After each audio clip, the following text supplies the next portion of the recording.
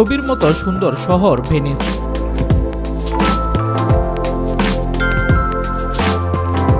সারা বছরই জাঁকজমক থাকে ভ্রমণ পিপাসুদের আনাগোনায়।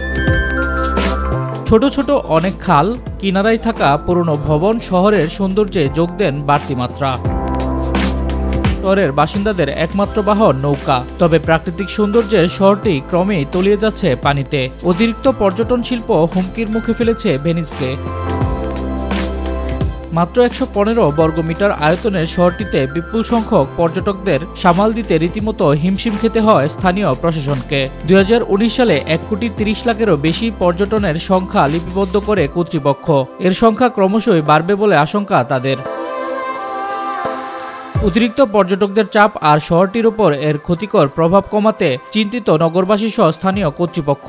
চলতি মাস থেকে প্রাথমিক ট্রায়ালে একদলে ২৫ জনের বেশি পর্যটক নিষিদ্ধের পাশাপাশি নিষিদ্ধ করা হয়েছে লাউড স্পিকারের ব্যবহারও।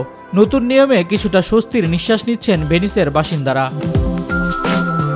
বছরের শুরু থেকে ভেনিস শহরের প্রবেশের ফি নির্ধারণ করা হয়েছে ৫ ইউরো। জলবায়ু পরিবর্তনের বিরূপ প্রভাব ও অতিরিক্ত পর্যটকদের চাপে বিপন্ন ভেনিস শহরের জনজীবন। গত বছর বিশ্বের সংকটাপন্ন ঐতিহ্যবাহী স্থানের নামের তালিকায় ভেনিসের নাম যুক্ত হতে পারে বলেও সতর্ক করেছে ইউনেস্কোর বিশেষজ্ঞরা।